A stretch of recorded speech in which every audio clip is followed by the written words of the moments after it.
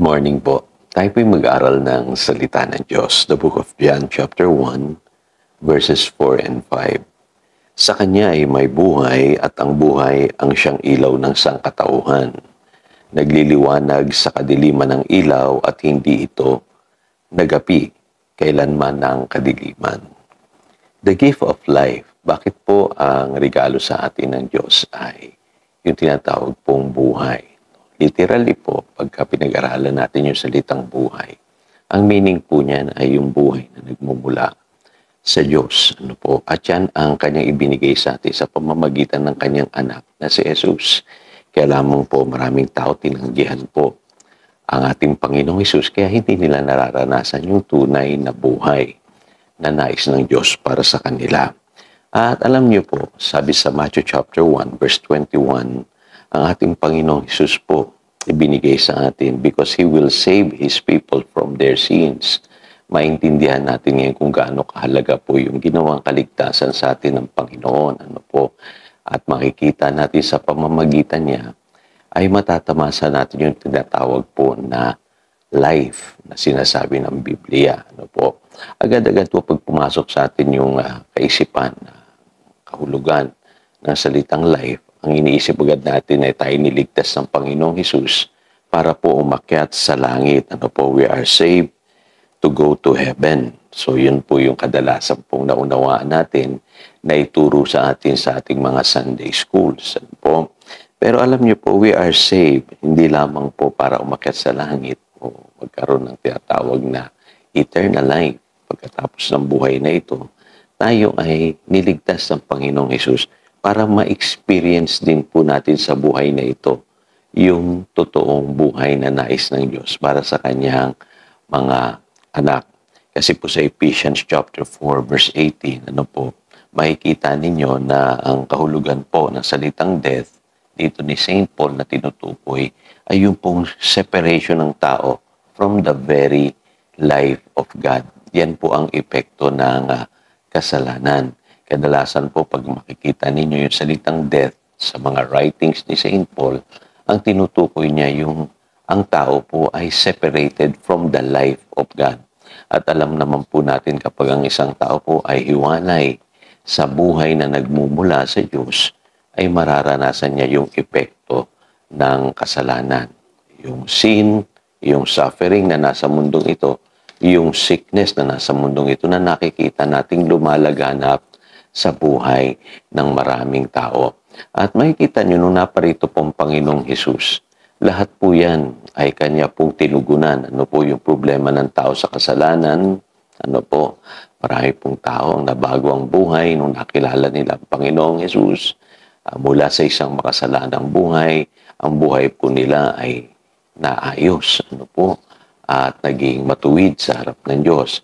Ngayon, kung mapapansin nyo rin po sa New Testament, maraming pagkakataon ipinapakita po ng Panginoong Hesus po ay nagpapagaling. Kasi kasama po sa epekto ng kasalanan yung karamdaman. Kaya marami po natatakot minsan pag nakakarinig sila na sa Biblia, itinuturo pala yung kagalingan, iniisip nila hindi kasama ito sa epekto ng ginawang pagliligtas ng Panginoong Hesus. Akala nila hanggang kasalanan lamang po yung epekto ng ginawa ng Panginoong Hesus. Hindi po. Mga kapatid, maraming tao po ang gumaling sa kanilang karamdaman nung sila ay nakakilala sa Panginoong Hesus. Isa na po ako dun sa mga taong yon na napatunayan ko na ang Diyos pala napakabuti. Hindi lamang niya kayang patawarin ang ating mga kasalanan, kundi kaya niyang pagalingin ang ating mga karamdaman. Dagdag pa dyan yung suffering na nakikita natin sa mundong ito. Nagtataka tayo, bakit hirap na hirap ang maraming tao? Bakit ang tao gagawin ng lahat para magkapera lang, kumita? At nakakaawa po makita yung mga taong nabubuhay sa poverty, hirap na hirap, walang makain, naghihikahos sa buhay. Alam niyo po ba na yan din ay epekto ng kasalanan?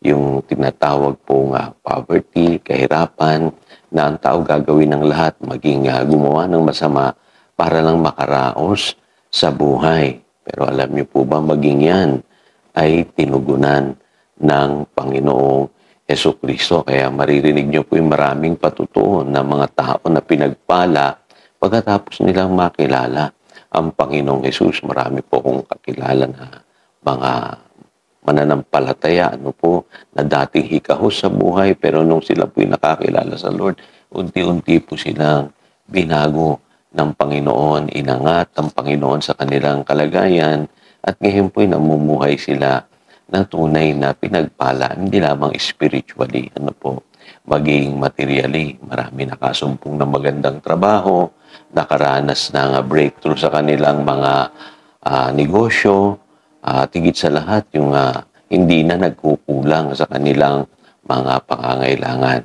Tignan niyo po, bakit kaya yung Pasko, pagka pinag-uusapan po natin sa pag-aaral natin lately, sumisimbolo, sa, sabihin natin, kasaganaan na at least once a year nararanasan nating i-celebrate ang Pasko para ma-enjoy natin na at least once a year sumagana tayo.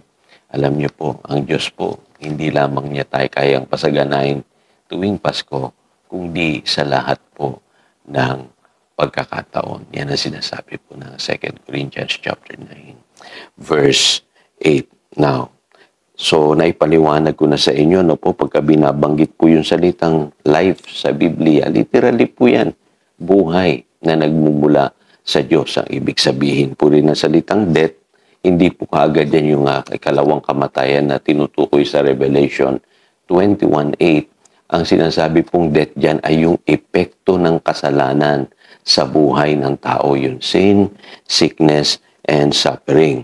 Ngayon sa Romans chapter 5 verse 17, mapapansin niyo po malinaw na sinasabi ni St. Paul na nakapaghari ang kamatayan, ang sin, sickness, and suffering dahil sa pamamagitan ni Adan, yung atin pong ninuno. Pero sa pamamagitan naman ng Panginoong Hesus, mararanasan natin yung God's abundant provision of grace and the gift of righteousness to reign in this life. So, kita po ninyo, sa pamamagitan ng Panginoong Hesus, mararanasan natin yung totoong buhay. Sabi sa John chapter 10, verse 10, yung abundant life na ipinangako niya sa pamamagitan ng Panginoong Hesus, tayo makakalapit na sa Ama. Sabi sa John chapter 14, verse 6, kasi He is the way, the truth, and the life. At sa pamamagitan din ng Panginoong Hesus, mararanasan nating makapiling ang Ama forever, for eternity. Yun po ang sinasabi ng John chapter 3, verse 16. So yun po ang ginawang pagdiligtas ng ating Panginoong Hesus. Ibinalik po sa atin yung life na nawala sa tao nung ang tao po ay nagkasala. So again, ito po si Pastor Jojo, nagpapaalala upang daluyan tayo ng pagpapala, manatili tayo sa kanyang salita. Good morning.